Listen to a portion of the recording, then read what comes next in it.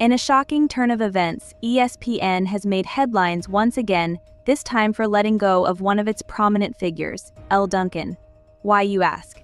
It all started with Duncan's relentless campaign against Caitlin Clark, a rising star who has been nothing short of phenomenal in the WNBA. But instead of cheering on her success, Duncan chose a different path, one that led to her downfall at ESPN. Breanna Stewart's never going to win another championship, or, Nafisa Collier's better than Maya Moore. Like, instead of those kinds of hot takes, the hot takes solely and explicitly surround all of these black women versus Caitlin Clark. Monty Jones and Elle Duncan have teamed up to do what seemingly every person of color, a.k.a. every African-American in the WNBA, around the WNBA, and in media are doing. They're coming at the 22-year-old white straight girl, Caitlin Clark. Because, see, here's the deal. Because Caitlin Clark can throw a ball into a basket deeper and better than anybody in the history of women's basketball. Because Caitlin Clark plays with a flair. Before we delve into the details, let's start with a look at how Duncan's actions led to her dismissal from ESPN. It's no surprise she faced backlash. Accusations without evidence never go over well. Viewers saw through the bias, and it was only a matter of time before ESPN had to cut ties. Today we dive into the heart of the controversy, dissecting why ESPN made this bold move and how Elle Duncan's actions went from critique to what many call a witch hunt against Clark. But there's more to this story than meets the eye, so stay tuned as we uncover all the details. Let's hear from Dan Daykick, who had a lot to say about Duncan's approach and the double standards at play. She has never been around these type of women. She's never been around, black women or women from different parts of the country. Like, she's sort of existed in this bubble. How arrogant is this? Now, seriously, how arrogant is this?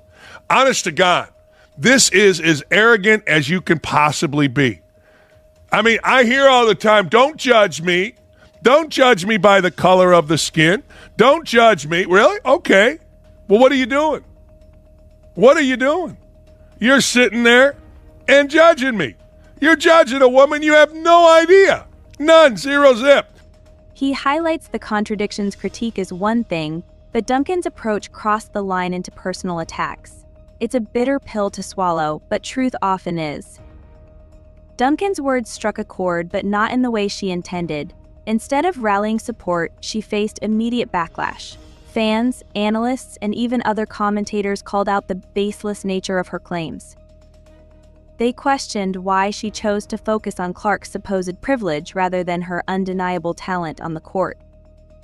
Let's take a closer look at what Daykick had to say about Duncan and the jealousy he perceived among ESPN's commentators.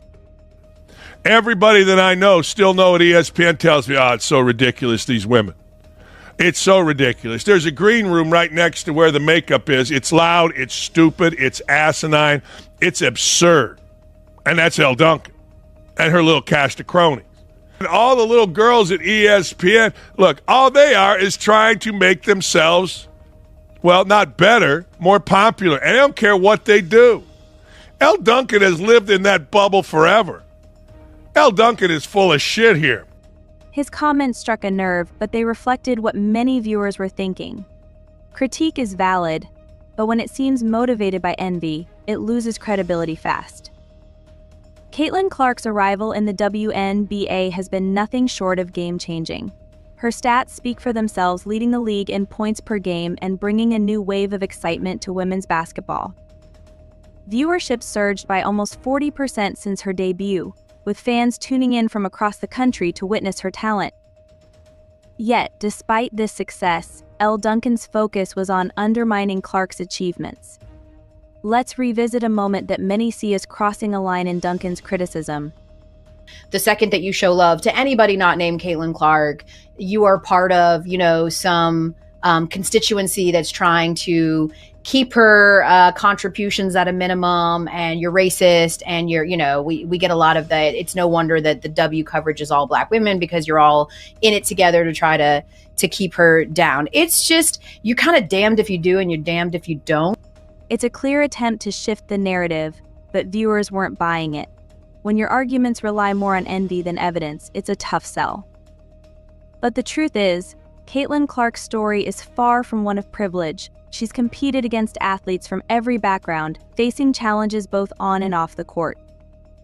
Many saw Duncan's narrative as a direct attempt to dismiss Clark's accomplishments simply because she couldn't find fault with her game. While Duncan continued her critique, Clark was making headlines for all the right reasons. Let's watch how she dominated on the court, proving her doubters wrong.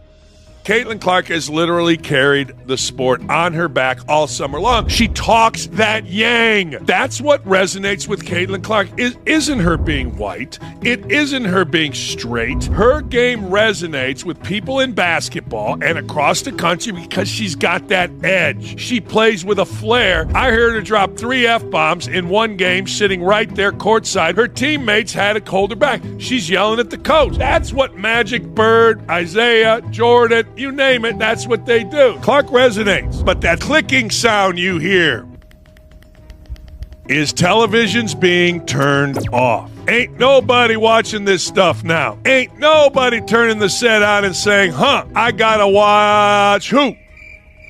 It's easy to see why fans flock to Clark. She brings a fresh energy to the game that's been missing for too long. Analyst Elle Duncan didn't hold back, pointing out the glaring double standards. He argued that Elle Duncan's attacks were rooted in something deeper, a resentment that had more to do with Clark's rapid rise to stardom than any legitimate critique. As we continue, let's explore how Duncan's comments weren't limited to just Clark, they targeted her fan base too. And then to have someone come in who has been amazing for the game, for the sport, of her own volition, worked really hard in Caitlin Clark, but to have this group of people come in and immediately invalidate the contributions of all of these women before her simply because they don't know, that's what's been frustrating, So yes, people are going to talk about it more, but oh my God, please just educate yourself so that you can have bad takes that involve basketball and not bad takes that send racism and misogyny into the timelines of these women. It's unfair. It wasn't. Fans don't take kindly to being generalized and labeled. This only added fuel to an already raging fire. Through all the drama, Caitlin Clark stayed focused on what she does best, playing basketball. In interviews, she spoke about her commitment to the game and her respect for her peers. Unlike her critics, Clark didn't lash out or engage in the negativity. Meanwhile, Clark's rivals tried to grab the spotlight with different tactics. Let's see how one of her critics, Angel Reese, attempted to shift the narrative. Caitlin Clark is nice. She doesn't wear booty shorts. She doesn't shake her ass. She has a boyfriend, seems very humble. I mean to tell you, I saw yesterday Angel Reese is wearing shorts that are up her ass and shaking her ass at something, and good for her, very popular. It's no wonder fans rallied behind her. Sometimes letting your skills do the talking is the best strategy. But the drama didn't end there. Let's hear from Elle Duncan again as he calls out the arrogance of some commentators at ESPN. I told you this about people at ESPN. People at ESPN come there and they're all excited. They're all excited and they're all happy to be at the worldwide leader. It's a pinnacle for some people. And then when you get there, and look, somebody likes you, you're a woman of color, so Dave Roberts, who's a man of color, is going to promote you. It's automatic. When you have liberal views, it's automatic. So through no performance, it's not like anybody tunes in to see what Elle Duncan is going to say, but you become very arrogant. You become very, very important. His sharp words cut through the narrative, laying bare the hypocrisy that many fans had been sensing. Clark's humility and dedication have won over countless fans, proving that she's not only a star on the court but a class act off it. It's no wonder why so many rallied behind her during this controversy, seeing her as a breath of fresh air in a sport that desperately needs positivity. But while Clark stayed focused on her game, the fallout at ESPN was only beginning. What does Duncan's departure mean for the network's future? Let's wrap it up with a broader perspective.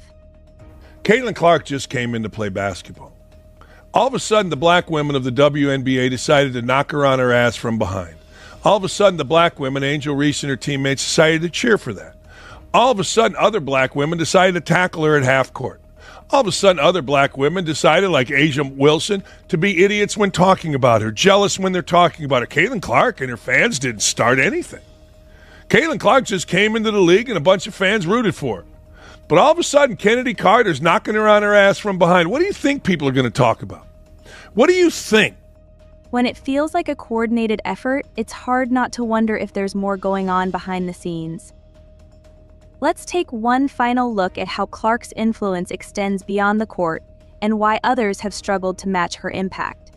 Caitlin Clark and the Fever. She was still able to generate over 1 million viewers for Friday's game against the Lynx on Ion. The NFL was on at the same time. This is what I'm talking about here. This is one of the most amazing stories you will ever see in sports. Now, Shaq, who I'm starting to think is an idiot. Hey, you're great, but you ain't that great yet. Calm down. We still got Diana Taurasi. We still got Asia Wilson. If you're going to give Caitlin props, make sure our girls that are dominating in this league get the same props. Oh, no. Oh, hell no. Nobody gives a rat's ass about Asia Wilson, America's most immature, most valuable player. No one gives a rat's ass, nor did they ever truly give a rat's ass to the level of Caitlin Clark, of Diana Taurasi. Oh no, Shaquille O'Neal. See, this is different. These other women we've seen before. We've seen women like Asia Wilson play from the free throw line down. We've seen Diana Taurasi before, trying to look like a dude playing basketball. Just stop it, stupid. I mean, they're good players in a bad league, but none have flair, none have energy, none have captivated us. That's what I'm trying to tell you. Inspiration matters in sports, and Clark has it in spades. It's no wonder she's the new face of the league while others fade into the background. The firing of Elle Duncan sends a clear message: ESPN is trying to distance itself from the toxic drama that has overshadowed what should be a celebration of talent like Caitlin Clark. But will this move be enough to repair the damage done to the network's reputation? Only time will tell if ESPN can regain its focus on what really matters: supporting athletes who make the game better. As for Caitlin Clark, she's already proven that no amount of criticism can dim her light. And for fans, she remains a symbol of what's possible when talent meets determination. Thank you for watching. If you enjoyed this breakdown, don't forget to like, subscribe, and share your thoughts in the comments below. Until next time, keep following the game, and let's celebrate those who truly make it great. In a surprising turn of events, ESPN has ended its contract with prominent anchor Elle Duncan following her controversial remarks about WNBA sensation Caitlin Clark. Scene 1. The controversial statement. Visuals. Footage of Elle Duncan during the broadcast where the statement was made. Voiceover. The incident began when Duncan made a statement regarding Caitlin Clark that sparked immediate backlash. While the exact wording of her comment hasn't been widely publicized, it was perceived as critical of Clark's performance and impact in the WNBA. Scene 2.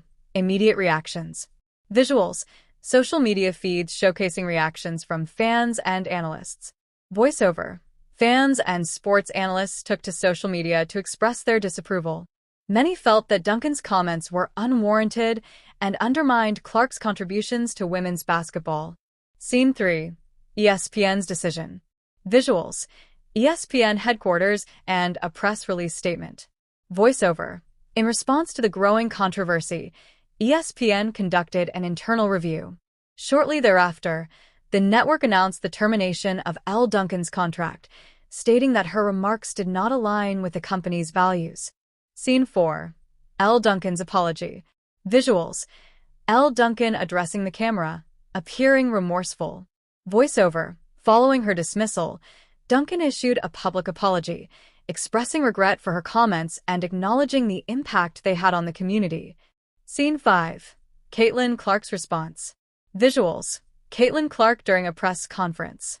Voiceover. Caitlin Clark addressed the situation, emphasizing the importance of constructive criticism and expressing hope that this incident would lead to more thoughtful discussions about athletes. Scene 6. Broader implications. Visuals. Panels of sports analysts debating on various networks. Voiceover. This event has ignited a broader conversation about the responsibilities of sports commentators and the impact of their words on public perception. Closing scene. Visuals. A split screen of Elle Duncan and Caitlin Clark fading into the ESPN logo. Voiceover. As the sports world reflects on this incident, it serves as a reminder of the power of words and the importance of respectful discourse in media.